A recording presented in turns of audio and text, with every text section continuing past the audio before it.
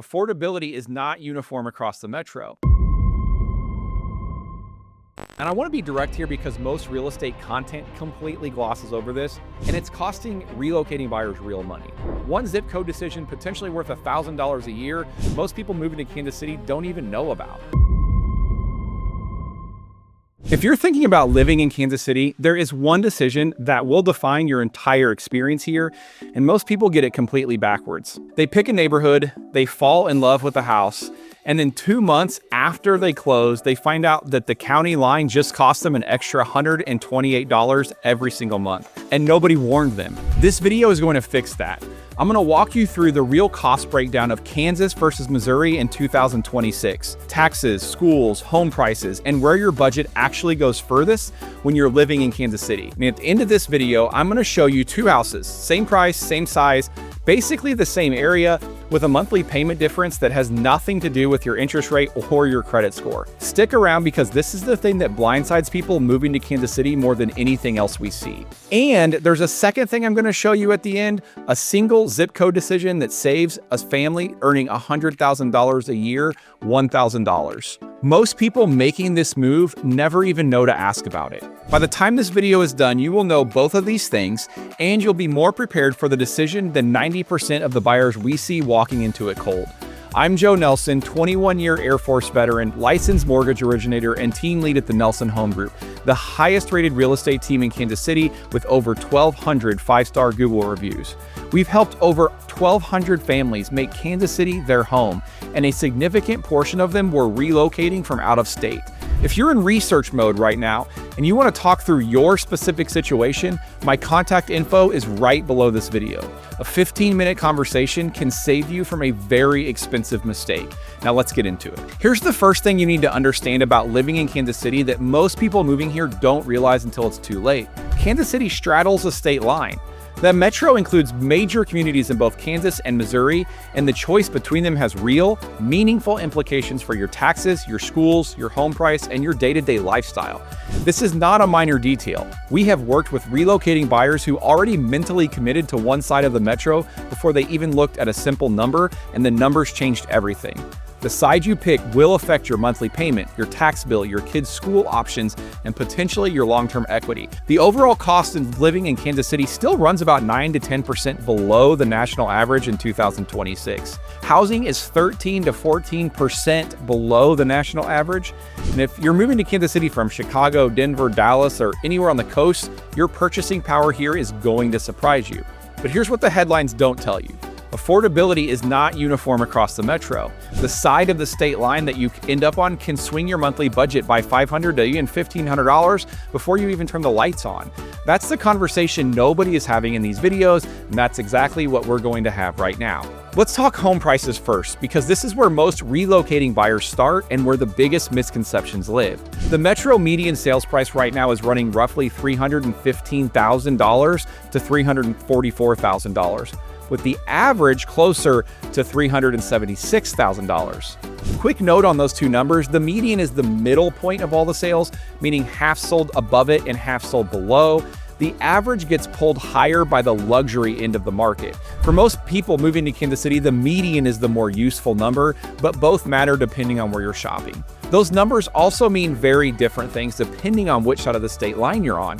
And on both sides, there are outliers. You can find homes below $300,000 in Kansas City, but at that price point, you're typically looking at maybe older construction, smaller square footage, or a school district that may not be your first choice. The sweet spot for many families relocating is higher than that, and here's what it actually gets you. In Missouri, communities like Lee Summit, Liberty, Blue Springs, a budget of $300,000 to $500,000 gets you solid square footage, newer construction in many cases, and school districts that are genuinely excellent. We'll get to that in a minute. Lee Summit in particular is one of the fastest growing cities in Missouri for a reason. Buyers moving to Kansas City from higher cost metros consistently tell us they cannot believe what their budget buys here. In Kansas, primarily Johnson County, Overland Park, Leawood, Olathe, Prairie Village, you're looking at a range of $400,000 to $600,000 and above for the polished suburban experience with top-rated school districts. And yes, there are entry points below that in Kansas, but the same trade-offs apply. Older homes, smaller lots, or you're outside the premium district boundaries. The product at $400,000 to $600,000 range is excellent. You pay for it. I want to tell you about a situation we're literally working through right now with a couple relocating back to Kansas City to be closer to family. They actually grew up here in Missouri, in the Northland. But like a lot of people who grew up in this market, they'd always heard that Johnson County in Kansas was the place to be. It has a reputation. So when they came back, that's where they wanted to look, exclusively. They had it in their heads that Johnson County was the goal. It took about 3 or 4 showings for reality to set in. When they actually saw what their budget bought them in Johnson County versus what that same budget bought them back in the Northland where they grew up, more house, lower taxes, A- rated schools, and a community they already knew and loved, the decision pretty much made itself. They're currently shopping the Northland and they couldn't be happier about where they're landing. Here's the thing, if that can happen to people who grew up in this market, imagine what it does to someone moving to Kansas City from out of state with no frame of reference at all. That's exactly why you're watching this video. If you're in that position right now, you've committed to Kansas City, you've got a budget, and you're trying to figure out which side makes sense for your family, send me a text, shoot me an email. I want to hear from you. My contact info is in the description below. We work with people in exactly this position all the time, and a 10-minute conversation could completely change what you're looking at. Now, let's talk taxes. And I want to be direct here because most real estate content completely glosses over this, and it's costing relocating buyers real money. There are 3 tax realities in Kansas City that you need to understand before you choose a neighborhood. I'm going to walk you through all 3, and at the end of this video, I'm going to show you exactly what 2 of them look like in real dollars on a real house. The first one is state income tax. Kansas generally runs slightly higher than Missouri for middle income households. We're talking roughly $500 to $800 a year difference for most families. Real money, but not the dominant factor that most people expect going in. The second one is Kansas City, Missouri earnings tax. If you live or work within Kansas City, Missouri city limits, you pay a 1% earnings tax on top of Missouri state income tax. I want to be clear about how this works because there is a nuance most videos miss entirely. This tax applies if you live in Kansas City, Missouri city limits, but also applies if your employer's address is within those city limits, even if you personally live somewhere else in the metro. So if you're working for a company headquartered in downtown Kansas City, Missouri, for example, you may owe this tax regardless of which neighborhood you choose. I'm not telling you this to scare you away from Missouri. I'm telling you because you deserve to know before you sign a lease or a contract. If this applies to your situation, it's absolutely worth factoring in, and it's one of the first things we work through on a relocation call. I'm saving the full dollar breakdown on this one for the end of the video. The third one is property taxes by county, and this is one that gets a lot of people because it's completely invisible until it shows up on your mortgage statement. Property tax rates in Kansas City are not set by the state, they're set by the county, and the variation between counties is significant. Platte County, Missouri, for example, Parkville, Riverside, runs around 1% effective rate.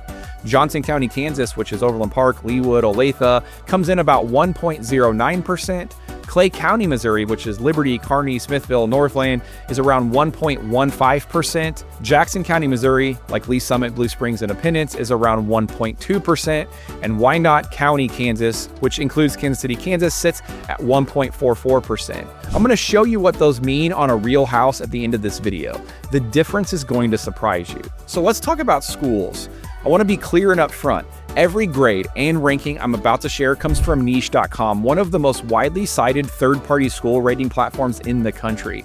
These are not my opinions, these are published, publicly available ratings so that any family can look up and verify on their own. One thing people don't expect when they're researching living in Kansas City is how strong the public school options are on both sides of the state line. Both Kansas and Missouri have multiple A-rated school districts, and even the second-tier options outperform most of the country. Remember, none of them are perfect. This is not marketing language. This is what independent data shows. In Kansas, Blue Valley, serving Overland Park and Leawood and other areas, is the unambiguous standout.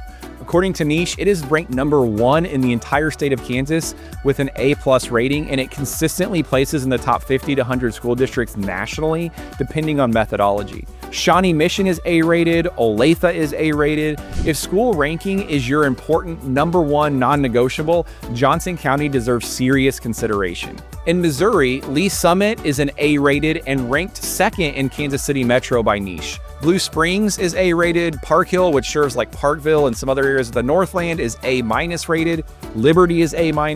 These are not consolation prizes. These are genuinely excellent districts that families moving to Kansas City from major metros are consistently impressed by. Here's what I tell every family watching this that most agents won't say on camera.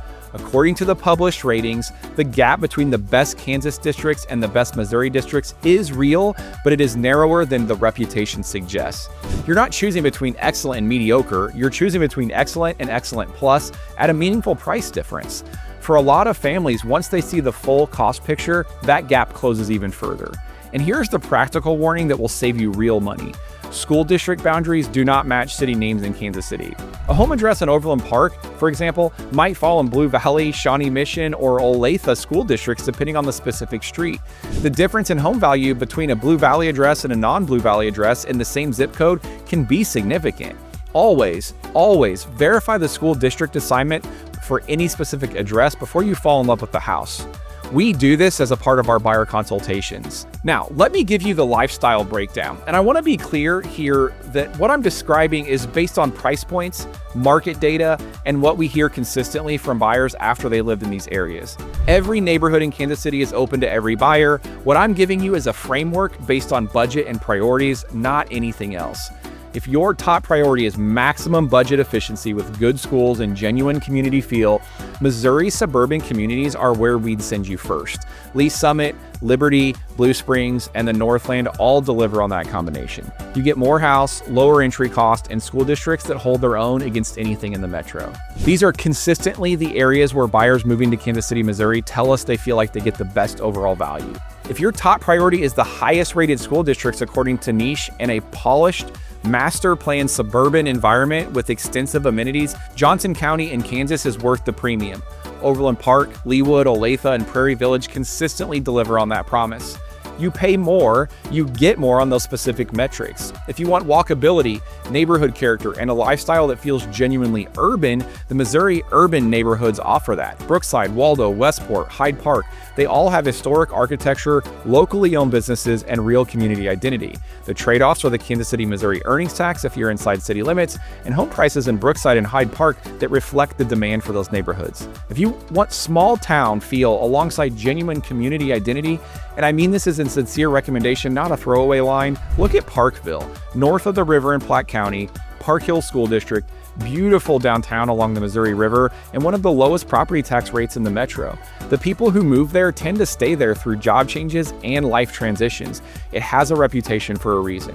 If any of those descriptions sound like what you're looking for and you want to know what your budget actually buys you in those areas right now, a 15-minute conversation's worth it. And there are a lot of other areas we didn't even talk about. Call me and we can walk you through it. My contact info is below the video. We'd rather spend 15 minutes now than you choose the wrong house. And if you want to go deeper on any specific neighborhood, we have a full playlist of Kansas City neighborhood guides linked in the description below this video, including a dedicated breakdown of Blue Springs versus Lee Summit, Waldo versus Brookside. Every video on that playlist is built the same way this one is, real numbers with no fluff. And here's the honest verdict. There is no single winner in the Kansas versus Missouri decision when you're living in Kansas City. Anyone who tells you otherwise is either trying to sell you something or they haven't done enough of this to know better. What there is a right answer for your specific priorities.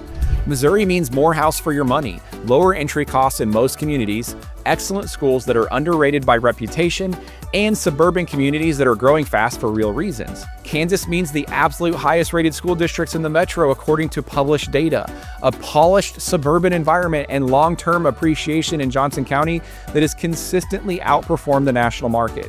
The families we help tend to land on whichever side matches their top two non-negotiables. My advice? Figure out your top two non-negotiables, and the decision usually makes itself. Now, I'm going to deliver on what I promised you at the top of this video. 2 houses, same price, same size, roughly the same distance from downtown Kansas City. House A is in Platte County, Missouri, House B in Wyandotte County, Kansas.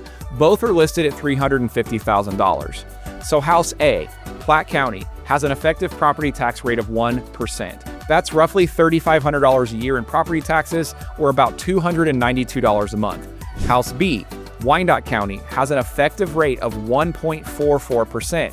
That's roughly $5,040 a year, or about $420 a month. So what's that mean? $128 every single month over the life of a 30-year mortgage, and you're talking about $46,000? Same price, same size, different county line. Now, I know you probably won't keep that home for 30 years, but now you understand. And here's the second thing I promised you, the KCMO earnings tax at 1%. On a household earning $100,000, that is $1,000 a year, every year. And as I mentioned earlier, this applies if you live in Kansas City, Missouri, but also it can apply if your employer is based there, even if you live elsewhere.